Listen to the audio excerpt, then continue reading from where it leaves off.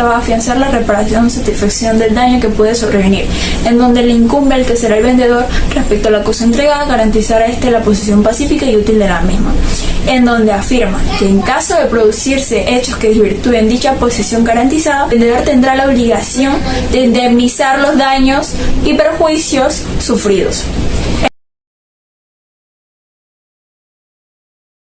El saneamiento por evasión y por vicios ocultos nos dice que una vez se haya cumplido la prestación que constituye el objeto de la obligación, en el ámbito de obviamente los contratos onerosos, el enajenante deberá garantizar al adquiriente la existencia y legitimidad del mismo, o sea, del mismo derecho transmitido, y en caso tal deberá garantizar al adquiriente que no presenta vicios ocultos que la hacen de carácter impropio para su destino.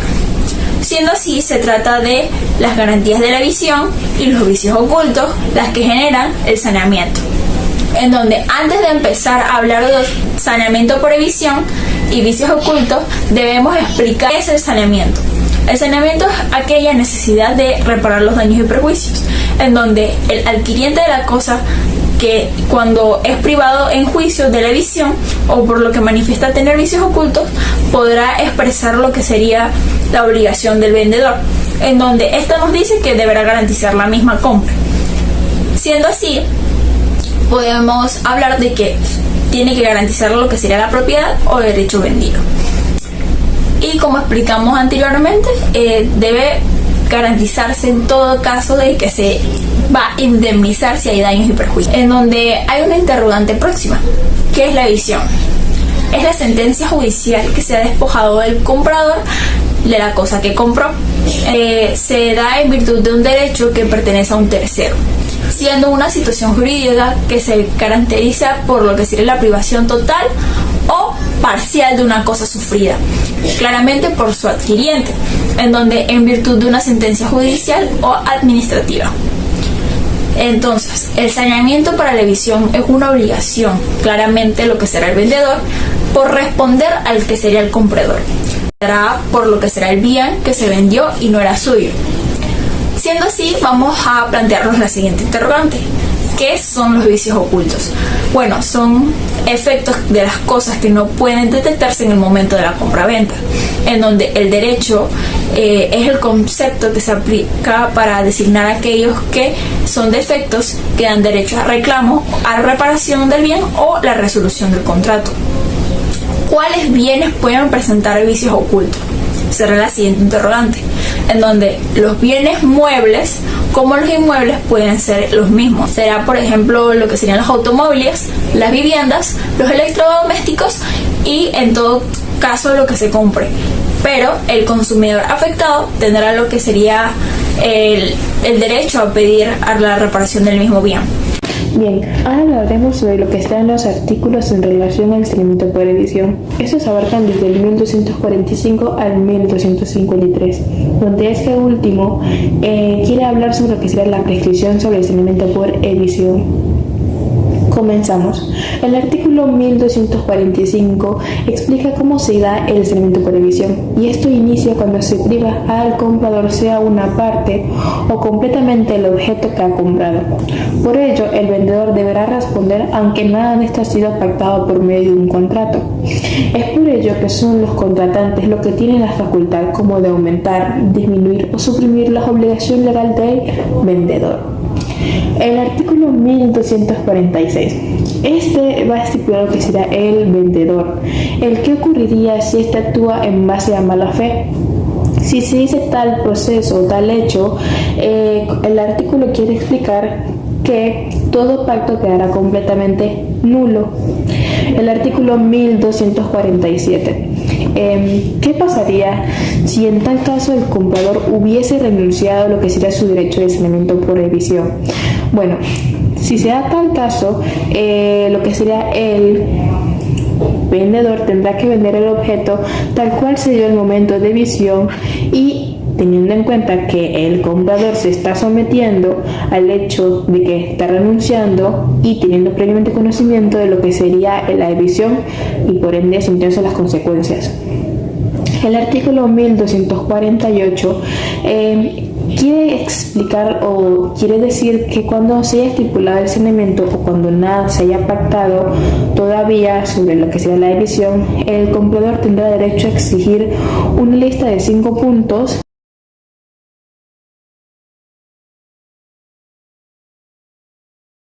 el artículo 1249.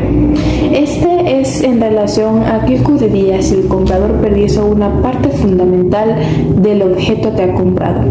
Tan importante es esa parte que es hasta el mismo motivo por el cual él lo adquirió. Si se da tal hecho, el comprador tiene derecho a exigir la reposición del contrato, aunque tendrá por medio la obligación de devolver el objeto sin más daño. Esta se da también en el hecho de que cuando tú quieres un objeto, la única manera de obtenerlo es comprando otro de por medio y por ende se vendería a un precio más alto. Sin embargo, se puede dar el caso de que este objeto que tú lo quisiste comprar se daña y eso sería lo que va relacionado al artículo. El artículo 1250 es que el saneamiento no podrá exigirse hasta que haya recaído una sentencia firme que condene lo que será el comprador a la pérdida de la cosa adquirida o parte de esta misma. El artículo 1251 también va dirigido a lo que será el vendedor, el cómo estaría esto obligado al saneamiento, siempre y cuando se le haya notificado y probado de que se le haya dado una demanda por parte del comprador por un caso de división. Si faltase tal notificación, el vendedor no estará para nada obligado al saneamiento. El artículo 1252 es en relación a lo que serían las fincas. ¿Qué ocurriría si esta estuviese grabada?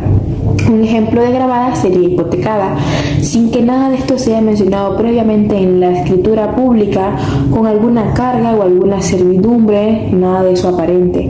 ¿Qué ocurriría? Bueno, el comprador podrá pedir lo que sea la rescisión del contrato, a no ser que éste prefiera lo que sea la indemnización correspondiente, y esto sería en base al artículo 1252.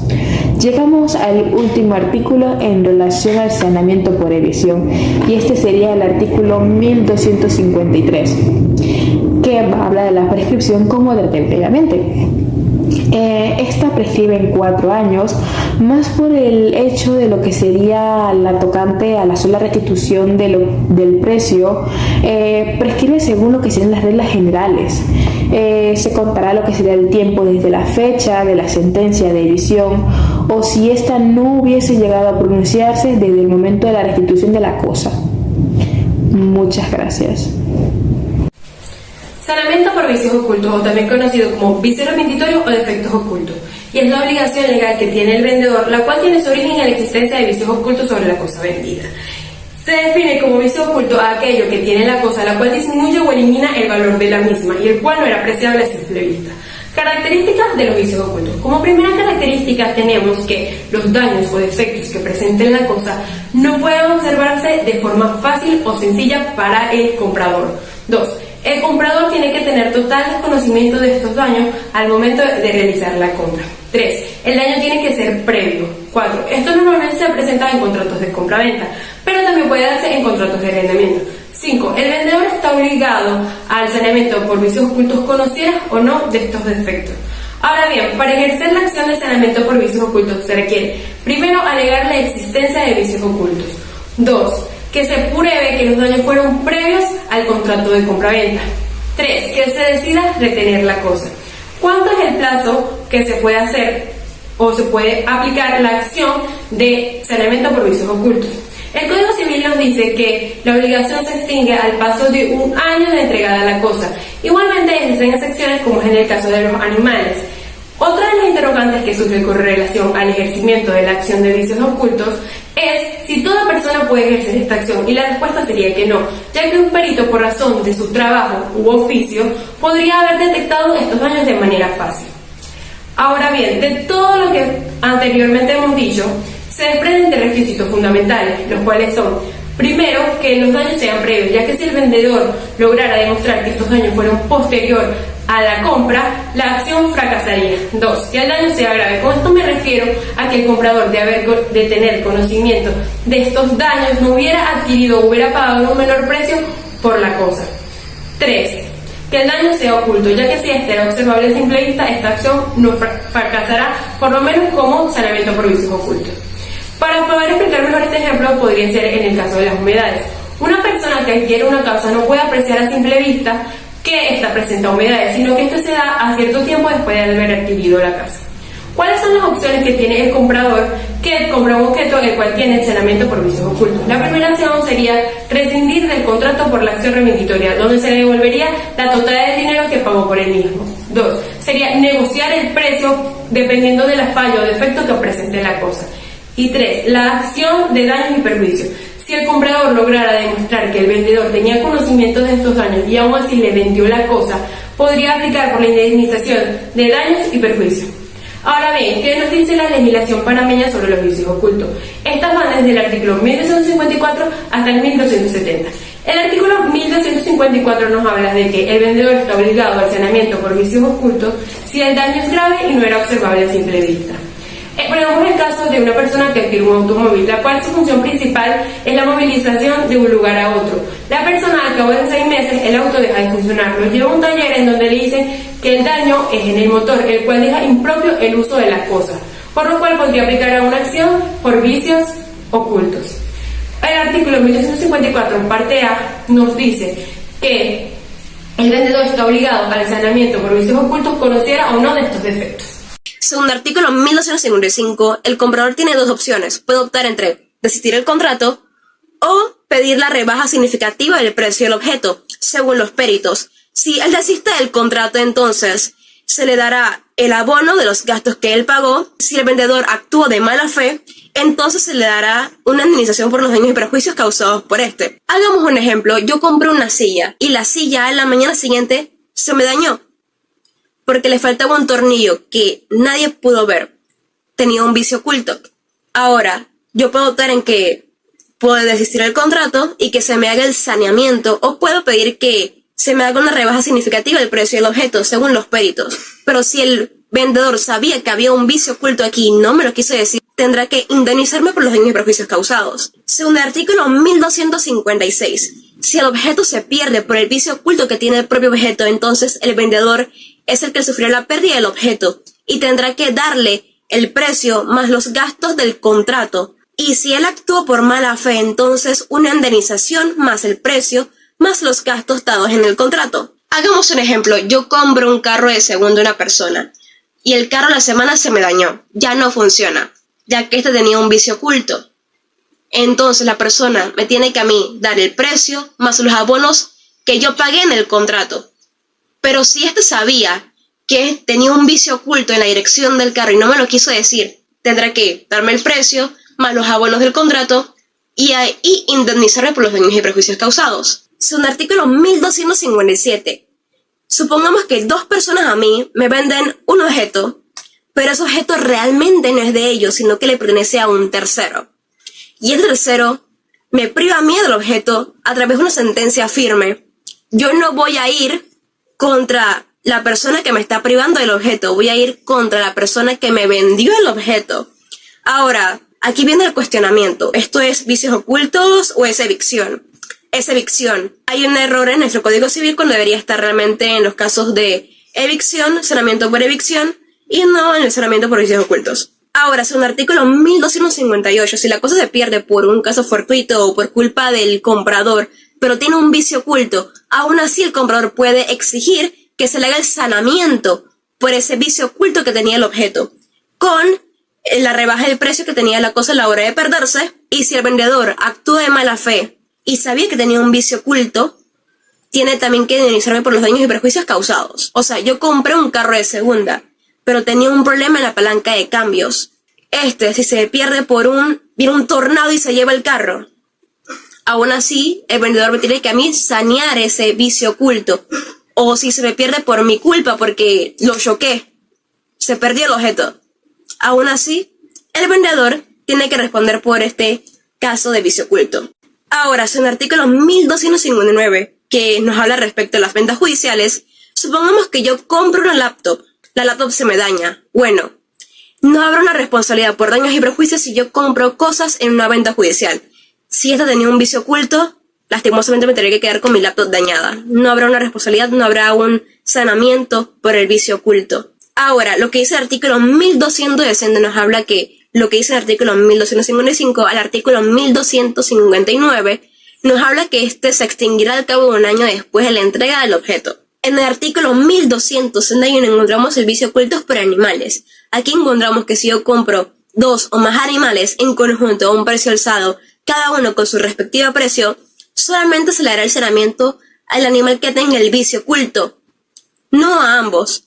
Ahora, en este mismo artículo también nos dice que si yo compré una yunta, una tira o una pareja, porque no me permitían comprar uno por separado, sino ambos en conjunto, y uno de estos tiene un vicio oculto, entonces se le hará el sanamiento a ambos animales. Hagamos un ejemplo. Yo compré 2 perritos porque quise, nadie me obligó a comprar uno con el otro. Entonces este tiene un vicio oculto, solamente este le haremos el sanamiento.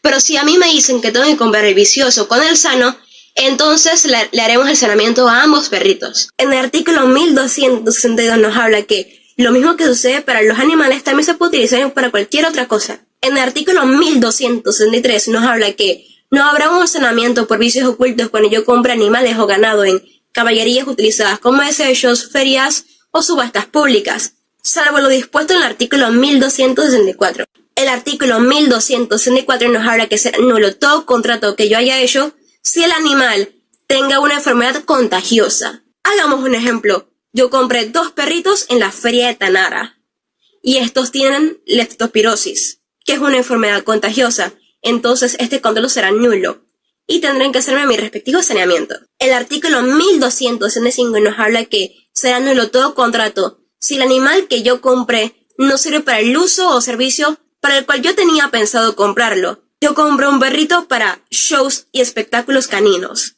pero este perrito que está aquí no me sirve, ya que no es 100% puro, sino que es una mezcla. Entonces me tendré que hacer mi respectivo saneamiento, ya que el contrato aquí es nulo. En el artículo 1266, supongamos que yo quiero comprar un perrito, pero no estoy muy segura de comprarlo, y llevo a mi veterinario para que le haga una práctica de reconocimiento. Pero ¿qué sucede? Aún así, después que yo le hice una práctica de reconocimiento al animal, salió con un vicio oculto, porque el vicio oculto era tal que no servía para conocimientos periciales. ¿Qué sucede? También se le reconoce para que se le haga un sanamiento por vicios ocultos. Pero ¿qué pasa si yo traigo a un profesional en la materia? Pero este por su mala fe y su negligencia y su imprudencia y no me quiso decir que ese animal tenía un vicio oculto. Entonces él responderá por los daños y prejuicios que este animal me causa a mí.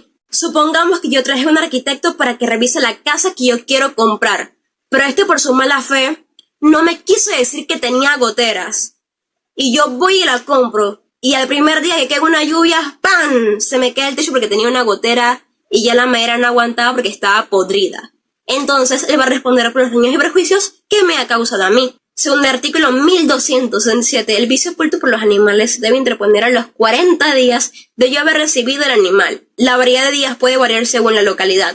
El artículo 1268 nos habla que si yo compro un animal y este muere en los 3 días de haberlo comprado, entonces aquí el responsable es el vendedor y debe hacerme mi respectivo sanamiento, siempre y cuando que esta enfermedad haya sido antes de yo adquirir el animal, no después de yo haberlo adquirido.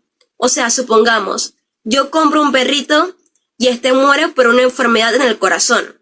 Entonces, aquí, el vendedor me la tiene que responder, siempre y cuando, como dije anteriormente, haya sido antes de celebrar el contrato, no después de celebrarlo. Una vez resuelta la venta del animal, le debo entregar al vendedor el animal tal cual me fue entregado a mí. Ahora, si el animal viene con una enfermedad que no es propia del vicio oculto, entonces será mi negligencia. O sea, supongamos, el perro tenía torsión de estómago y al final terminó con rabia. Entonces, esa enfermedad que no formó parte del vicio oculto es negligencia mía propia. Y no me van a hacer el sanamiento por esa enfermedad que él adquirió conmigo. Según el artículo 1270, yo también puedo utilizar el artículo 1256 para los vicios ocultos de los animales, siempre y cuando se utilicen los mismos términos y condiciones que aparecen en el artículo 1256. Primeramente debemos tomar en cuenta el artículo 1245 para hablar de lo que sería la jurisprudencia, que estará aquí. Siendo así, hablaremos de que el saneamiento por evasión en los traslapes de finca pueden considerarse un vicio oculto que haga surgir la obligación del vendedor del saneamiento por evasión. Bueno, esto se da en una sentencia de la Sala Civil de la Corte Suprema en la fecha que sería el 7 de febrero de 2014 con la agencia Megaforest Investment. Siendo así, esto recurre a lo que sería un proceso ordinario de asentamiento campesino en el 11 de octubre, lo que sería casación. Esto dispone que tendrá dicha evicción cuando se prive al comprador por una sentencia ya claramente firme y en virtud de un derecho anterior a la compra de todo o parte de la cosa comprada, que los vicios ocultos en el saneamiento por evicción deben ser reconocidos. En donde, como lo referimos a los traslapes, fueron de conocimiento de la empresa y demanda, pues se comprobaron que también con el resultado del deslinde practicado, le procede el artículo 1195 del Código Judicial que habla de la Sala Tribunal de Sentencia que se procede a casar en sentencia impugnada el recurso de casación promovido por Megaforest Investment, en donde este nos comenta que se debe resolver ante la existencia de los vicios ocultos debidamente comprobados permitidos por los informes de los peritos, en donde nos menciona que 33 hectáreas con 4.663 metros cuadrados, una diferencia importante. Siendo así, las fincas fueron objeto de compra-venta, en donde debe considerarse que la decisión por razón de obligación de sanear le resulta pertinente, puesto que el asentamiento campesino no cumple con lo que fue el desalojamiento de los intrusos que afectaban la presencia de los terrenos adquiridos por la empresa Megaforest. En donde con antecedentes nos dice que el ADCEM fue el ente que dio la sentencia, especializándose con los informes propios de los peritos encontrados y las pruebas documentales. Se desconoció el mandato establecido en el artículo 1245, puesto que nos dice que los traslapes innumerables que afectaron la superficie de las fincas de objeto de compra-venta fueron determinados jurisdiccionalmente y constituía los elementos probatorios suficientes por lo que fue la decisión que se debió acatar a la norma. Siendo así, concluye con que el ADCEM debe ser ignorado y las cláusulas del contrato escribidos en lo que sería la escritura pública el 12 de septiembre del 2001 en la notaría primera, nos dice que se debe tener en cuenta el asentamiento demandado, habiendo así un convenio en la transacción de venta fijada en un determinado precio por hectárea o un valor determinado. La merma reconocida y teniendo en cuenta las superficies de dichos bienes inmuebles, se ha visto su afectamiento por los traslapes detectados por los peritos e interviniendo en la inspección judicial respectiva. Concluyendo que la obligación de saneamiento resulta incontrovertible con fundamento lo que dispone el artículo ya mencionado 1245 del Código Civil panameño. Muchas gracias.